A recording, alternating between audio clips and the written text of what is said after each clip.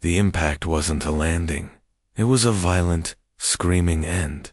Lieutenant Elias Cade's escape pod, a fragile metal egg, punched through the thick, violet-tinged canopy of an unknown jungle, like a stone through rotten wood. Branches snapped, like gunfire. Leaves huge and shimmering with dew, slapped against the viewport in a frantic green blur. Then came the brutal slide, a teeth-rattling grind across moss-licked, ancient stone, before the pod finally slammed to a stop, nose buried deep in soft, black earth. Smoke, sharp and acrid like burnt plastic and metal, began to curl from its crumpled hole, rising into the thick, warm air. Inside, Elias groaned. A hot trickle of blood ran from a gash above his eye, stinging as it reached his cheekbone. His head pounded like a war drum. He blinked, vision swimming. The small screen on his chest, cracked but still working, flickered weakly. Oxygen, 18%. Life signs, stable. Location, unknown. The words blurred, then sharpened, then blurred again. Unknown. It felt like the cruelest joke. He knew exactly where he was. Nowhere left. He was alone. Utterly, terrifyingly alone. The last transmission from Earth. Command still echoed in his skull. A broken, static-filled scream cutting through the comms. Run, hide, survive. They're everywhere. Oh God, the fire, then silence. Just the hiss of dead air. He'd run. He'd hidden his small ship in the asteroid belt, praying the enemy scanners wouldn't find him. He'd survived the initial attack that turned his homeworld into a cinder, glowing in the void. He'd watched the blue-green jewel of Earth vanish, replaced by a cold, spreading cloud of ash and debris. Billions. Gone. Just gone. His parents, his little sister Maya, with her gap-toothed smile, his friends back at the academy, all reduced to stardust. The weight of it crushed his chest, making it hard to breathe even with the suit's failing oxygen. He fumbled with the release. The hatch hissed open, spilling him out onto the damp, spongy ground. He landed hard on his hands and knees, coughing. The alien air thick and heavy in his lungs, warm, wet, smelling of rich earth, crushed green things, and something sweet, almost floral, like crushed petals left in the sun. He looked up. The sky wasn't blue. It was a deep, bruised amber. Filtered through the dense, alien jungle canopy, high above. Strange, silver-feathered birds with too many eyes watched him silently from branches thick with glowing vines. The silence was profound, broken only by the drip of moisture and a low, constant hum from the jungle itself. It felt less like a refuge and more like a tomb. He pushed himself up, wincing. His military uniform was torn and stained with blood and soot. His sidearm, heavy and cold, was still strapped to his thigh. His medkit, nearly empty, felt like a useless joke, but his hand went instinctively to his pocket, fingers closing around the small, hard rectangle hidden there. The data drive. Earth's final, desperate gift. Encrypted, unopened. What was on it? A weapon, a map, a message.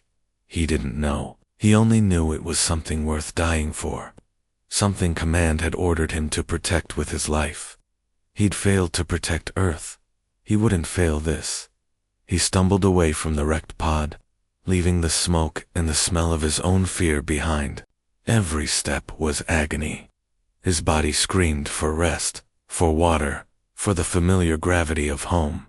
But home was gone. There was only this endless alien green. He walked for hours, then days. The jungle was alive in ways he couldn't understand. Bioluminescent moss pulsed softly on the ground at night, guiding his weary steps. Strange insects with too many legs chirped melodies that sounded almost like music. He drank from clear streams, the water tasting faintly of minerals and something sweet. He ate fruit that burst in his mouth like honey mixed with fire, the juice staining his fingers purple. He was weak, his muscles burning, his head still throbbing, but the raw animal instinct to live pushed him forward. He slept fitfully under giant, umbrella-like leaves, jerking awake at every rustle, every snap of a twig, expecting the enemy to find him, to finish the job. He thought of Maya, her laughter, the way she'd sung off-key in the shower.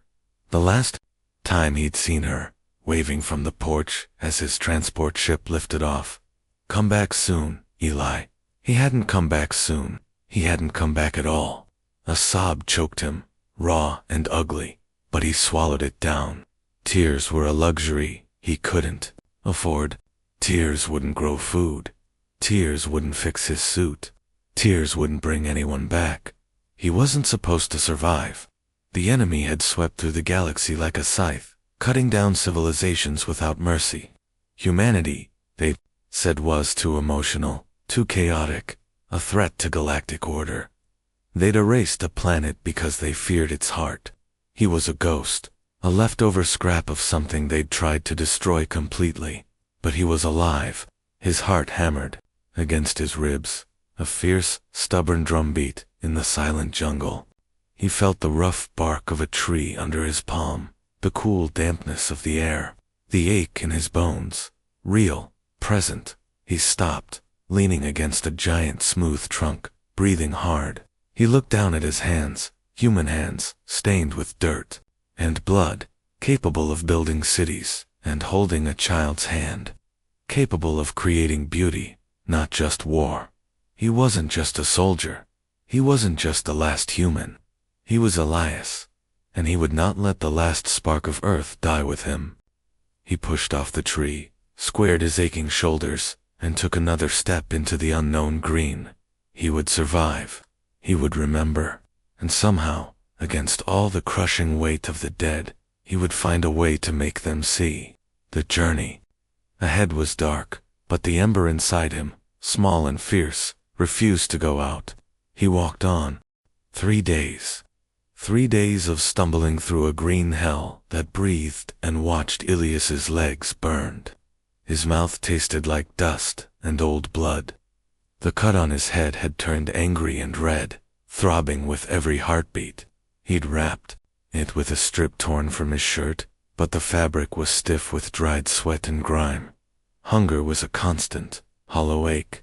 He'd eaten strange bulbous fruits that burst with sweet, fiery juice. Some gave him energy. Others made him sick. 4 hours, shivering under giant leaves, as his stomach twisted. He drank from streams that tasted of minerals and something vaguely floral, hoping the water wouldn't kill him. Sleep was stolen in snatches, curled against the base of trees with glowing vines, jumping at every rustle in the undergrowth. Was it the wind, or hunters? The fear never left him. It lived in his bones now, cold and sharp. He missed Earth's simple things, the smell of rain on concrete, the sound of children laughing, the blue of the sky. Here, the sky was amber, the air thick and warm as a fever dream. Silver birds with too many eyes followed him silently from the canopy. Bioluminescent moss pulsed softly on the forest floor at night, casting eerie blue shadows. He felt like a ghost haunting a world that didn't belong to him. Sometimes he'd stop and press his palm against the rough bark of a tree, just to feel something real. To remember he was still alive. Survive, he'd whisper to himself, the word a fragile lifeline. Just survive. Then he saw it, through a curtain of hanging vines thick as ropes. It rose from the mist like a dream carved in stone. A temple, not ruins. Alive. Its walls were smooth, black rock, seamless, as if poured from the earth itself. Strange symbols, serpentine shapes with elongated eyes swirled across its surface, glowing faintly with a soft inner light. Arches spiraled upward, impossibly graceful, vanishing into the mist-shrouded treetops. At its peak, a dome pulsed with a steady, calming blue, like a heartbeat made visible. The jungle seemed to bow to it. Vines didn't choke it. They embraced it, glowing brighter where they touched the stone. The air around it hummed, a low vibration Ilias felt in his teeth. It wasn't threatening, it felt waiting. Elias froze. His hand went to his sidearm. Trap, His soldier's mind screamed. Too perfect. Too clean. The Concord hunters had lured survivors before with false hope, but his body betrayed him. His legs, weak with exhaustion, carried him forward. The sweet scent grew stronger, mixed with the clean smell of rain-washed stone. He pushed through the vines. They parted easily, like water. The massive door stood open, a dark, silent mouth. Inside, the air was cool, smelling of damp earth and something ancient, like old paper and starlight. The walls glowed softly, casting long shadows. No guards, no weapons, just silence, deep and respectful, broken only by the gentle hum of the stones. His boots scuffed on the smooth floor as he stepped inside, heart hammering against his ribs. This is madness, he thought. Walk away. Hide. But where? The jungle felt suddenly smaller, darker, pressing in. This place felt safe, or as safe as anything could feel now. He moved deeper, past pillars carved with more of the serpent people. Their eyes seemed to follow him, at the chamber's heart, on a throne that looked grown, not built, shaped from clear crystal, that pulsed with the same blue light as the dome sat. Her dud Elias stopped breathing. She was tall, impossibly graceful, her skin like polished obsidian that shimmered with hints of deep purple and blue. Long silver hair, fine as moonlight, fell past her waist. Her eyes were large, golden, and slitted like a cat's, holding galaxies within them. But it was her Bodhi that struck him silent. She was unclothed, not a stitch. Her form was elegant, powerful, covered in fine scales that shifted color like oil on water, deep blue now. Calm and steady. She wasn't hiding. She wasn't ashamed. She simply was. It felt natural, as if clothes were a concept as foreign to her as wings were to him. Her gaze locked onto his. Surprise flashed across her face, undeniable, unmistakable. Her golden eyes widened. The scales on her arms rippled, shifting from blue to a startled, vibrant violet. She didn't move, didn't speak, just stared at his torn uniform, at the blood on his face, at the raw, trembling humanity of him, a creature from a dead world, standing in her sacred space. Elias felt his face burn. He looked down, shame crashing over him. He was dirty, broken, a relic of violence in this place of quiet beauty. He wanted to vanish, to melt into the floor. I'm sorry, he wanted to say. I didn't mean to intrude. I'm not worth seeing. Then, her voice filled his head. Not sound. Thought, soft, clear, and deep as the ocean. Do not avert your gaze, child. He looked up, startled. Her expression had softened. The violet in her scales deepened to a warm, gentle indigo. She tilted her head, studying him with an intensity that felt like being seen all the way through. Shame is a human burden, the voice continued, gentle but firm. Here, you are not a soldier, not a ghost of a fallen star. You are a survivor, and survivors are worthy of being seen. She rose from the crystal throne. Her bare feet made no sound on the glowing floor. She stepped down, moving with a liquid grace that made Elias's breath catch. The air around her seemed to shimmer. She stopped an arm's length away. He could see the faint pulse of light within her scales, like stars breathing beneath her skin. Slowly, carefully, as if he were made of glass, she reached out. Her long, cool fingers brushed the dried blood on his cheek.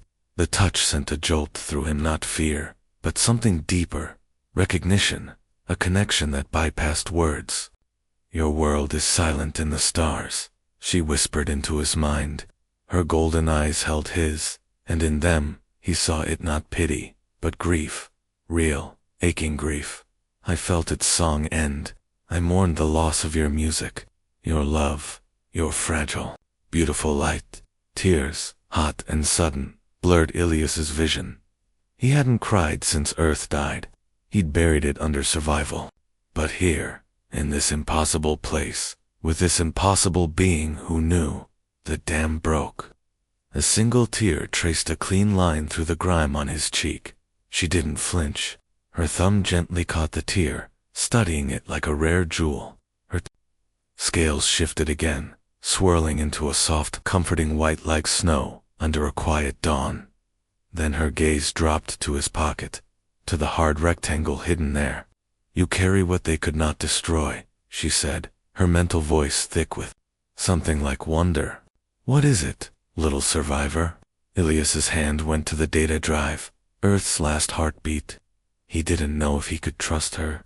But in her eyes, in the quiet hum of the temple, in the gentle warmth of her touch, he felt something he hadn't felt in years. Hope.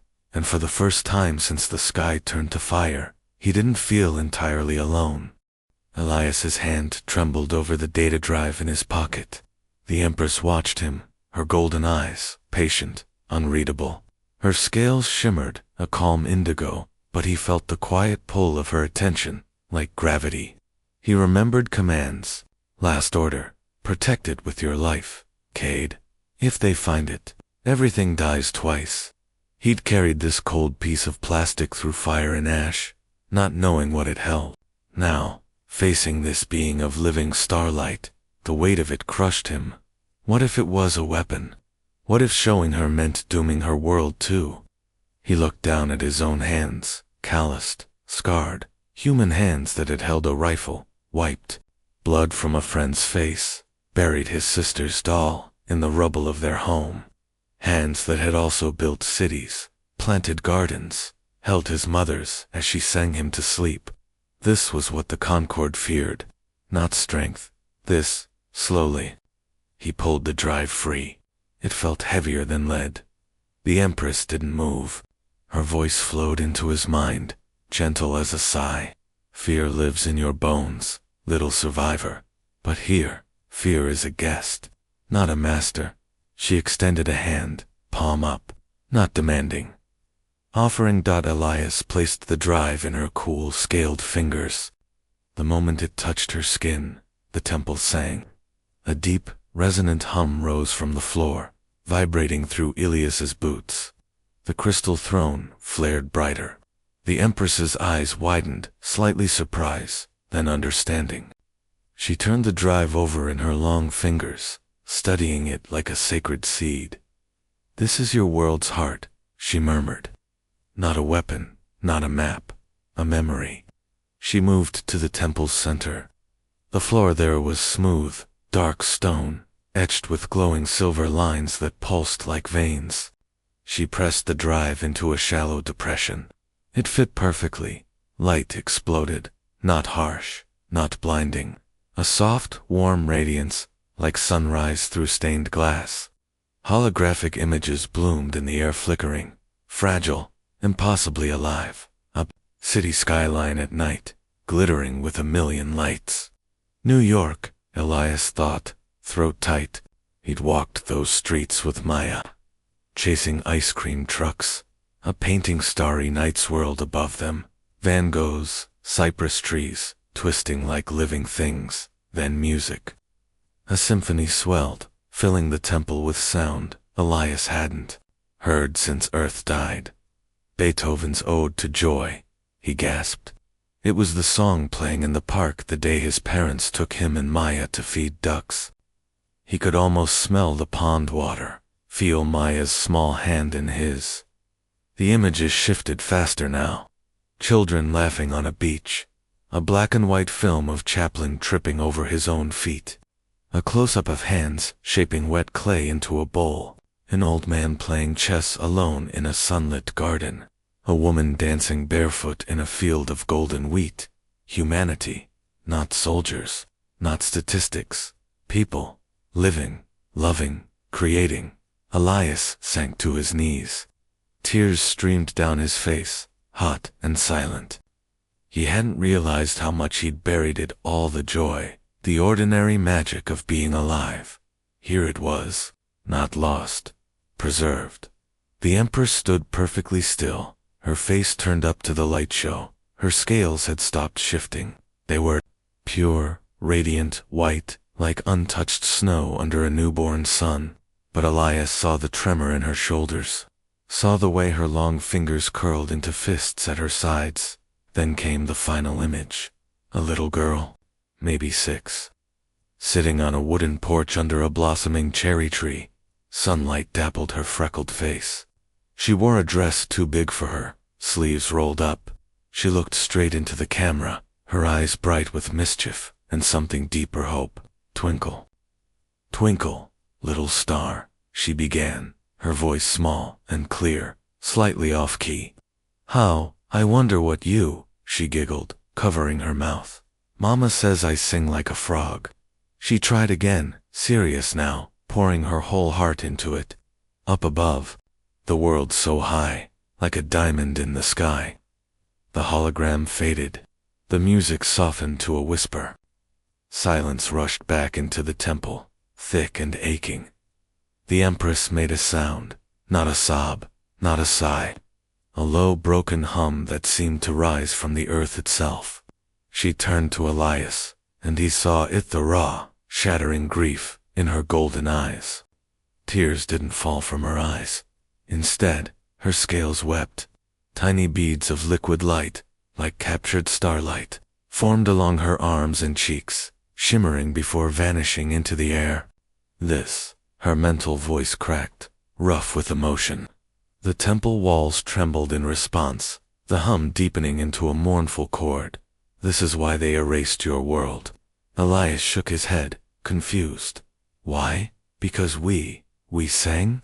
Because you felt, she whispered, the words striking him like physical blows.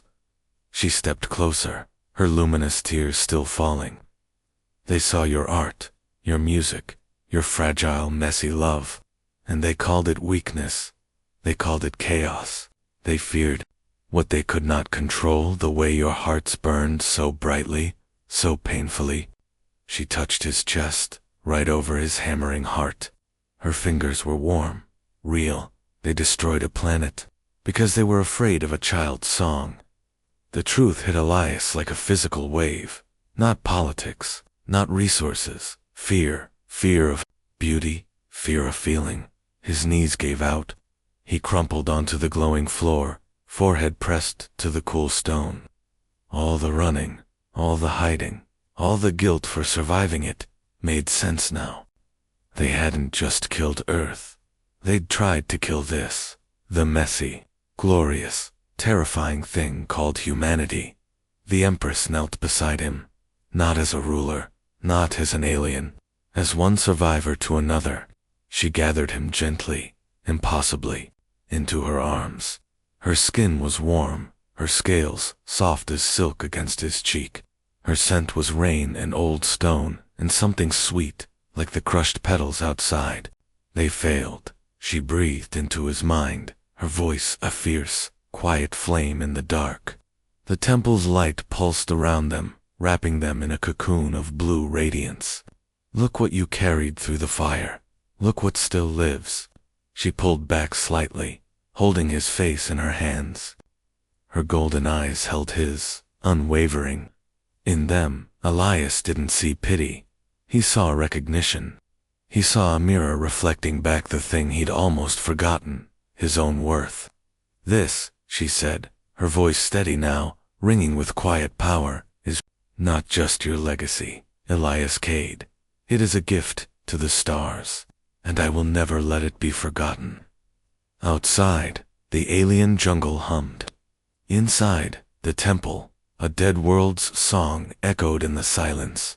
And for the first time since the sky turned to ash, Elias didn't just survive. He remembered who he was. Days bled into weeks. The temple became Ilias's shelter, the Empress his quiet anchor. She taught him without words, just presence. Her name, when she shared it, was Vera, meaning first light. She showed him how the glowing vines drank moonlight, how the crystal throne pulsed with the planet's heartbeat, how her people lived, not on the world, but with it. No cities scarred the land. No machines choked the air. Just harmony. Elias healed. The fever from his wound broke. The hollow ache in his stomach eased with fruit, that tasted like sunshine and honey. But the deeper wounds, the one carved by Earth's death, still bled. He'd sit by the temple's edge at dusk, watching the amber sky deepen to violet, fingers tracing the smooth edge of the data drive. He'd think of Maya's laugh, his mother's hands kneading bread, the smell of rain on hot pavement. Gone. The weight of being the last felt like stone in his chest. One evening, as Vera showed him how to coax light from a sleeping seed pod, the sky screamed. A jagged shadow tore across the amber glothery black warships, sharp as broken glass, cutting through the clouds. They didn't land. They slammed down, crushing. Ancient trees, at the jungle's edge. Metal boots crunched on stone. Harsh voices barked in the Concorde's guttural tongue. Hunters. Elias froze, the seed pod slipping from his fingers. His blood turned to ice. They found me. The drive? They'd come for the drive. For him. To erase the last proof Earth ever lived. He'd led death to Vera's door. Vera didn't flinch. Her scales shifted from calm gold to deep, stormy blue. She placed a hand on his arm. Cool. Steady. They come for you, she thought, her voice calm as still water. But this place is sacred. I cannot let them defile it with violence. Ilias's hands shook. He saw the hunters' plasma rifles, the cold efficiency in their movements. He saw Earth burning again. Run, Command's voice hissed in his memory. Hide, survive. He could slip into the jungle. Let them take the temple. Save himself. He turned to flee, and stopped. Vera stood tall, unclothed, radiant, facing the distant smoke. Not with fear, with sorrow. Her golden eyes held the approaching soldiers like a mother watching a child stumble toward a cliff. They do not see, she whispered. They see only threats. Never songs, threats. The word burned. Humanity hadn't been a threat. They'd been alive. They'd loved. They'd sung. And for that they'd been erased. Elias's shame, his guilt for surviving melted into something hotter, fiercer, anger. Not for the hunters, for the lie they'd sold the galaxy. He stepped forward, placing himself beside Vera. His voice, when it came, was rough but clear. I won't run. Vera turned, surprise flickering in her eyes. Her scales rippled violet. You would stay, knowing they will kill you. Knowing they'll kill you too if I run. He met her gaze. The drive clutched tight in his palm. They don't just want me dead.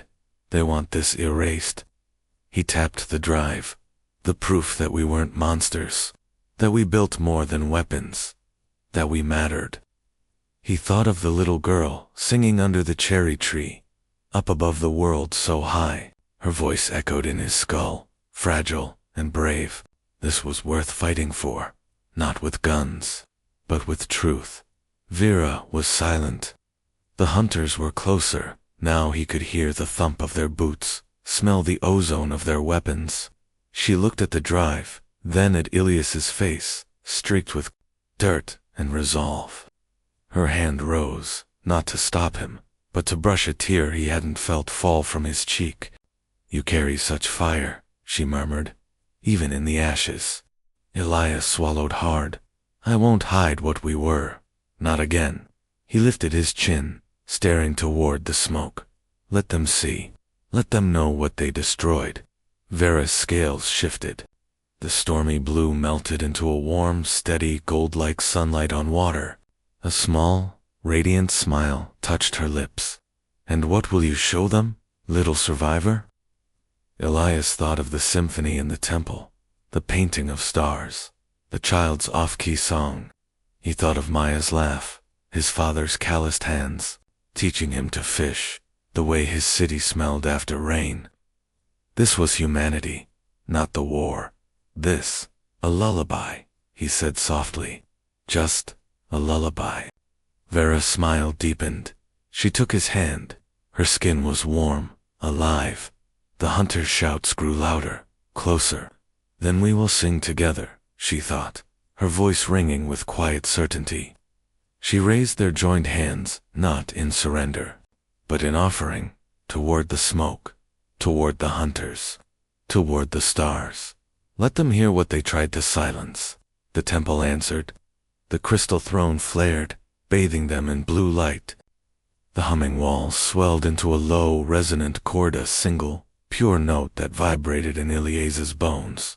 Vines pulsed brighter. Stones glowed. The air shimmered like heat off a desert. Elias closed his eyes. He didn't think of plasma rifles. He thought of his mother's voice, singing him to sleep. Hush now, baby, in the night. He poured every memory of love, every scrap of beauty Earth had ever made, into that silent song. Vera's grip tightened. Her mental voice filled the space between them, fierce and bright. They feared the sound of a beating heart. So let us show them how fiercely we can love. The hunters broke through the jungle's edge. 3 figures in black armor, weapons raised, faces hidden behind glowing visors. They stopped, stunned, at the sight before them, the glowing temple, the unclothed Empress, and the ragged human standing tall beside her, hands raised, eyes closed, singing a song only they could hear. The lead hunter leveled his rifle. Surrender. The human, Vera, or we burn this place to ash. Vera didn't look at the weapon. She looked at Elias.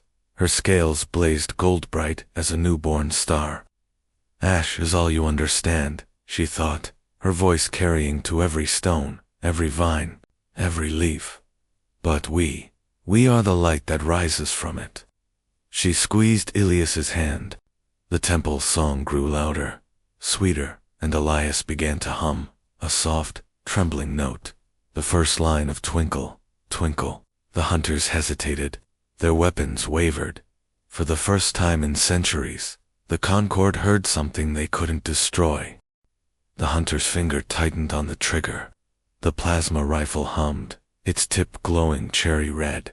Elias didn't flinch. He kept his eyes closed, his voice a fragile thread in the humming air. Twinkle, twinkle, little star. His hands trembled, but he didn't lower them. He poured everything into that shaky note: Maya's laugh, his mother's lullabies, the smell of rain on hot pavement. This was his weapon, not a gun, a song.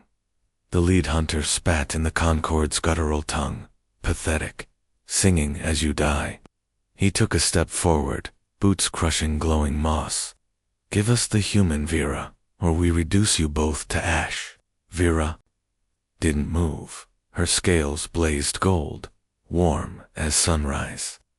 She squeezed Elias's hand, her mental voice calm as deep water. Ash is all you carry, but look what we carry. She lifted their joined hands higher, toward the hunter's weapon, toward the smoke, toward the dying light of the amber sky. Listen, Elias sang louder. How, I wonder what you are. His voice cracked. It wasn't perfect. It was raw, human, real. The temple answered. The crystal throne pulsed brighter. The humming walls swelled into a harmony, a deep, resonant chord that vibrated in the hunter's bones, in Elias's chest, in the very earth. Vines glowed like liquid starlight. Stones thrummed with warmth. The hunter hesitated. His rifle wavered. Shoot him, the second hunter barked. Now, the lead hunter's finger tightened, and the rifle died, not with a bang, not with sparks. It just went silent. The red glow faded. The humming ceased. He stared at it, stunned. He slammed his fist against the weapon. Nothing. He tried the second hunter's rifle. Dead weight. The third hunter dropped his weapon with a clatter, backing away. It's the temple. It's jamming us. But Elias knew. It wasn't jamming. It was singing. The lead hunter tore off his helmet. His face was young, barely older than Elias, with sharp Concord features and eyes wide with panic. He looked at the glowing vines, the humming stones, the unclothed Empress standing tall beside the ragged human. His gaze landed on Elias, still, singing, tears cutting clean paths through the grime on his face. Why are you doing this? The hunter rasped, his voice raw. You're already dead. Your world is dust. Elias opened his eyes.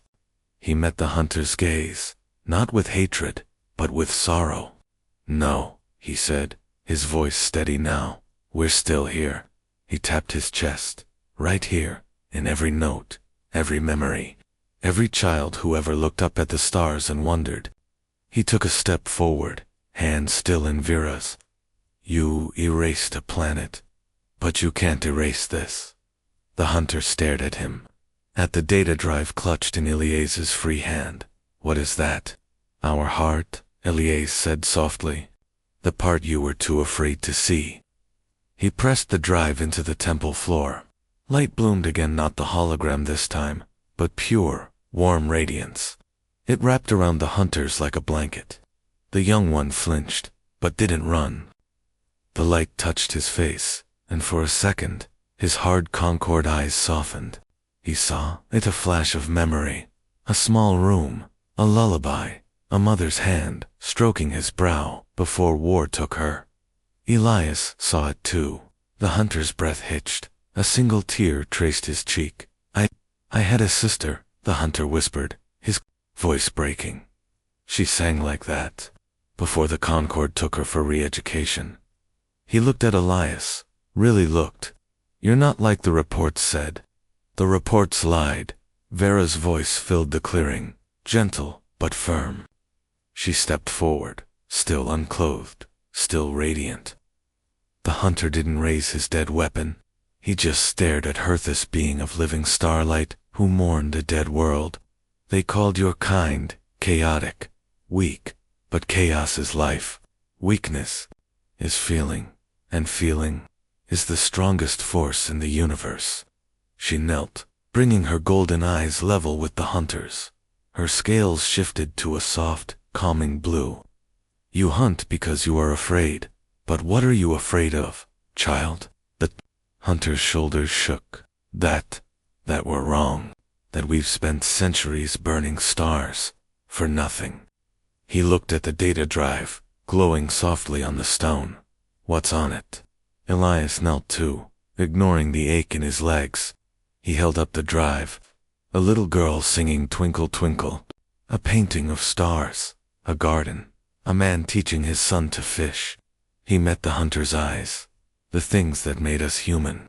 The things you tried to destroy." The hunter reached out, not for the drive, for Elias's hand. His touch was rough, cold, but his grip was desperate. "Play it," he begged. "Please, just once." Elias nodded. He activated the drive. The little girl's voice filled the jungle up above the world. So high, clear, off-key, full of joy. The hunter froze. His face crumpled. He sank to his knees, the dead rifle forgotten in the moss. He covered his face, shoulders shaking with silent sobs. The other hunters stood frozen, weapons hanging loose in their hands. One dropped to his knees too, head bowed. The song ended. Silence fell, thick with the weight of what they'd heard. The young hunter looked up, tears streaking his face.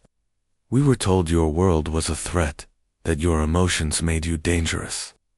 He choked on the words, but this was just love. Vera placed a hand on his shoulder. Her touch made him shiver. "Love is the only true power," she thought, her voice carrying to every hunter, every stone, every leaf. "And you have spent your lives running from it." Above them, the amber sky darkened. Distant thunder rumbled not from clouds, but from the warships still hovering at the jungle's edge. Reinforcements, more hunters, more weapons. The young hunter's face hardened. He stood, wiping his tears. "They'll come back, with more ships, more rifles." He looked at Elias, then at Vera. "You can't hide here forever." Vera smiled, a slow, radiant thing, like dawn, breaking over a frozen sea. She looked up at the darkening sky, her golden eyes reflecting the temple's glow. "We are not hiding," she thought, her voice ringing with quiet certainty. "We are waiting." She raised her free hand, not toward the hunters, but toward the stars. The temple's hum deepened, resonating with the pulse of the planet itself. The Glowing vines flared brighter. The crystal throne blazed like a captured sun. Let them come, Vera whispered into the night. Let them hear what they tried to silence. Above the jungle, the first stars began to pierce the twilight. And somewhere, far beyond the clouds, silver ships stirred in the dark. The warships came at dusk, not 3, dozens, black, jagged shapes, tearing through the amber sky like claws ripping silk. They descended in perfect formation, blotting out the first stars, engines roaring like angry gods. Metal crashed through.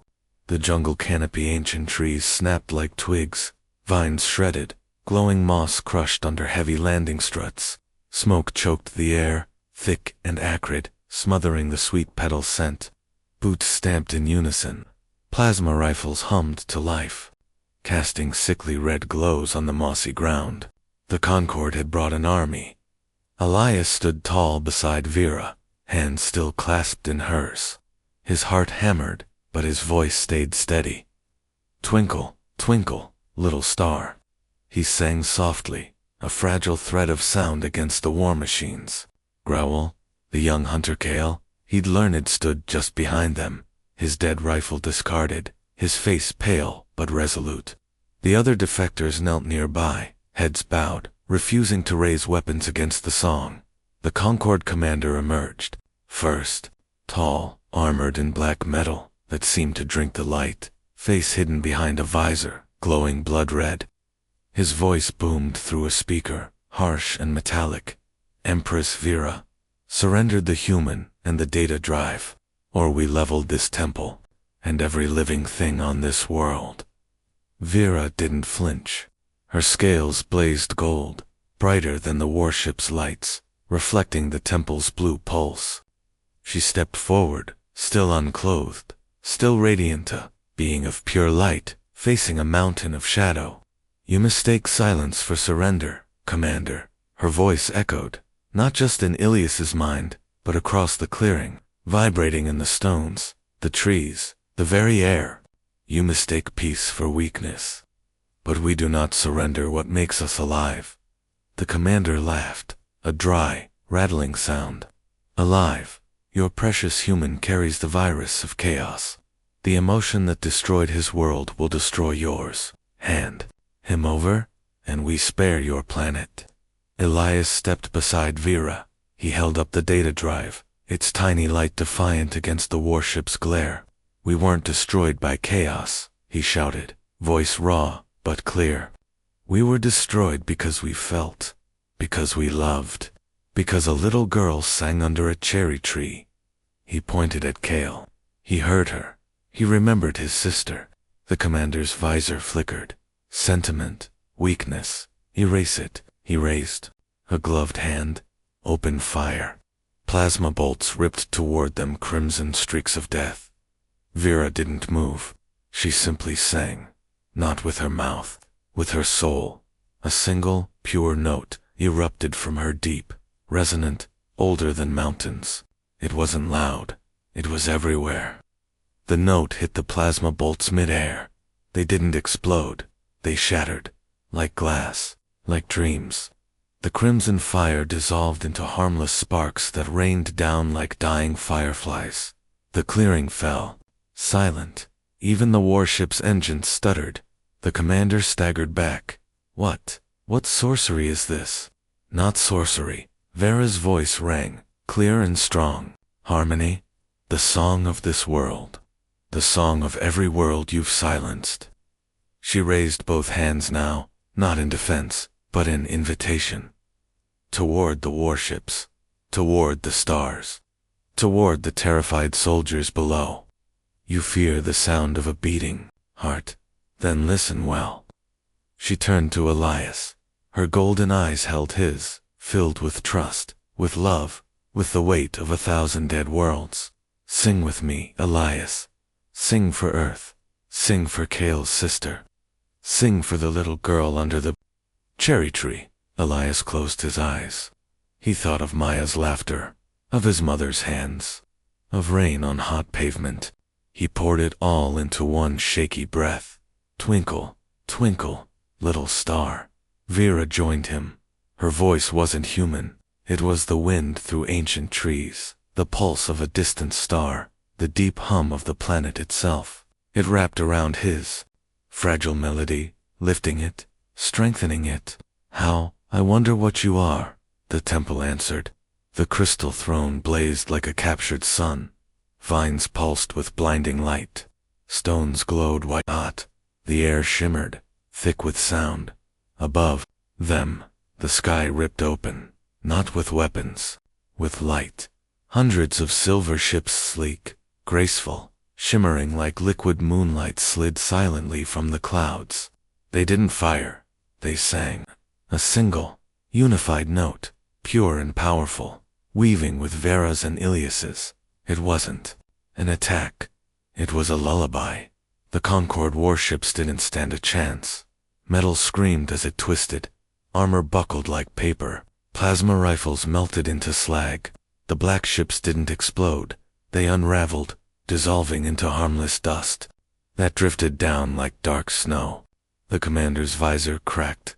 His armor crumpled. He fell to his knees, not from impact, but from the sheer, overwhelming beauty of the sound. He ripped off his helmet. Tears streamed down his face, a hardened warrior, broken by a lullaby. "Stop," he choked. "Please, make it stop." But it wasn't hurting him. It was healing him. Kale stepped forward, his voice trembling but strong. "It's not hurting you, Commander. It's remembering you." He pointed to the Silver Fleet, now hovering like protective angels. "These are the Vera. They've watched, they've listened. While we burned stars, they preserved songs." The commander looked up at the silver ships, at the unclothed Empress, singing beside the last human, at the data drive glowing like a tiny star in Ilias's hand. He saw the truth, not weakness, but strength, not chaos, but love. The foundation of his entire world. The Concords like rumbled to dust. He dropped his useless weapon. It clattered on the stone.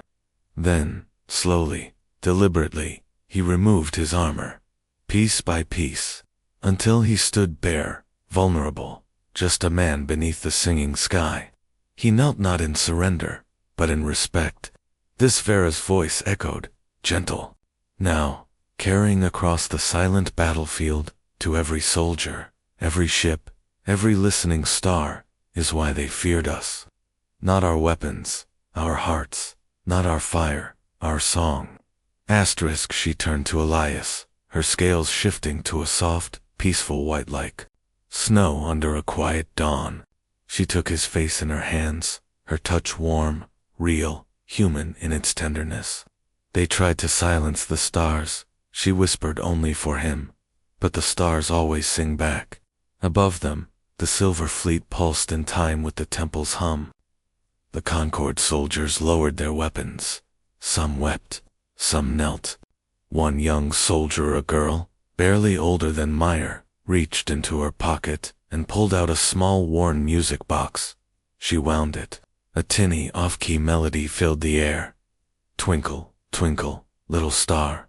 Elias smiled through his tears. He took Vera's hand, and together they sang the next line. Up above the world so high, the galaxy held its breath, and began to remember. QWN3-235B-A22B-25077:05. Am thinking completed 81,920 tokens, budget part 7, the lullaby 700 words 20 years later. On a world called New Dawn, a little girl sat beneath a cherry tree. Its blossoms rained pink petals onto her dark curls. She wasn't Maya, but she had Maya's gap-toothed smile, her mother's stubborn chin, and Ilias's quiet way of watching the world. Her name was Lyra. She looked up at the sky, where two suns, gold and silver, hung side by side, painting the grass in warm dappled light. She closed her eyes, took a deep breath of air, smelling of wet earth and blooming flowers, and began to sing. Twinkle, twinkle, little star. Her voice was small, slightly off-key, full of the same fierce joy as the girl in the hologram. Elias watched from a wooden porch, his hands resting on the railing.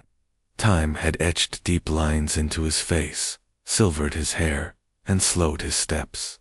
But his heart still raced like it did the day he crashed into the jungle. He didn't wipe the tear tracing a path through the wrinkles on his cheek.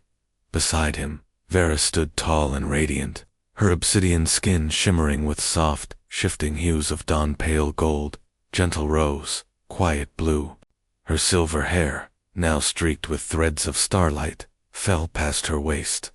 She placed a cool, scaled hand over Ilias's weathered one. Her touch still sent that same electric jolt through him, the same feeling of home. She sings like the first light, Vera thought, her mental voice warm as sunlight, like Earth's last song. Elias squeezed her fingers, his voice rough with emotion. She sings like Maya. They watched Lyra twirl, petals catching in her hair. Around her new dawn bloomed a gentle world, built not with weapons, but with hands. Humans and Vera worked side by side, tending gardens where fruit glowed like captured stars, weaving homes from living vines, teaching children to listen to the hum of the stones. No soldiers, no warships, just life, real life, the kind the Concord had tried to erase. Kale, once a hunter, now a gardener, knelt nearby, showing Lyra how to plant seeds. His Concord armor was long gone, replaced by simple cloth dyed the green of new leaves. He'd buried his weapon in the soil years ago, saying, "Let it feed the trees instead." Lyra ran to Elias, breathless, dirt on her knees. "Papa, look." She held up a small, smooth stone, its surface etched with two symbols, a tiny human fingerprint and a serpent coiled around a star, the mark of the Vera and humanity. Joined. Uncle Cale gave it to me. He says it's our song. Elias lifted her onto his lap, the stone warm between their palms. "It is, little star," he whispered, kissing her forehead. "It's the song that wouldn't die." Vera knelt before them, her golden eyes reflecting Lyra's bright face. She touched the stone, and it glowed softly. "This is your legacy, child," she thought, her voice carrying to Lyra's mind as clearly as wind. Not ash, not silence, a heartbeat, a song. Lyra tilted her head, like the lullaby Mama sings. "Yes," Vera murmured, "the strongest lullaby of all." Above them, the sky deepened to twilight. Two suns dipped below the horizon, painting the clouds in fire and hope. And then there, a soft silver gleam, silent and swift, passing high above the cherry tree. Not a warship, a vessel of the Vera fleet, its hull gleaming with the same fingerprint tan serpent symbol. It didn't roar, it hummed a low, peaceful note that vibrated in the grass, in Lyra's chest. In Elias's old bones, Lyra pointed, eyes wide. "A starship, Papa, like the ones that saved us." Elias held her closer, watching the silver ship glide toward the rising moon. "It's not just saving us, little one," he said, voice thick. "It's remembering with us." Vera rested her head against his shoulder. Her scales shifted to a deep, contented indigo, the color of trust, of peace. "They watch over us still," she thought, "as we watch over the song." Later, as fireflies blinked like fallen stars, Lyra fell asleep in Ilias's arms, her breath soft and even. He carried her inside, Vera lighting their way with the gentle glow of her skin. In the quiet bedroom, he tucked Lyra into bed, smoothing the blanket over her small frame. He sang the lullaby. Maya used to sing the same one the hologram girl had sung, the same one that had shattered warships and melted armor. "Hush now, baby, in the night. Mother's right here, safe and tight." Vera stood in the doorway, a silent guardian. When the song ended, she stepped closer, her cool hand brushing Lyra's cheek. "She will carry it," she whispered. "The song, the light, the memory of all who burned so others could live." Elias looked at Vera, this being who had seen him broken, bloody, and ashamed, and called him worthy, who had sung with him when the world tried to silence them. He reached for her hand, the lines on his skin stark against her shimmering scales. They feared our hearts, he said softly, but our hearts were the cure. Vera leaned her forehead against his, a gesture learned from humans, perfected with love. They tried to drown the stars in darkness, she thought, her voice a warm tide in his mind. But stars are born in the dark, Elias, and songs are born in the quiet after the fire. Outside, the silver ship circled once more, its hum weaving with the wind, the rustling leaves, the steady beat of a sleeping child's heart. Elias closed his eyes. He didn't see ash. He didn't hear screams. He felt Lyra's warm breath against his chest. He felt Vera's hand in his. He heard the lullaby not just in the room, but in the air, in the earth, in the very pulse of the universe. The Concord had erased a planet, but they hadn't counted on this. A child's voice, a mother's song, a love that outlasted fire. They hadn't counted on humanity. As the first stars pierced the night, Elias smiled. The galaxy hadn't just survived the silence, it had learned to sing again, and this time, everyone was listening.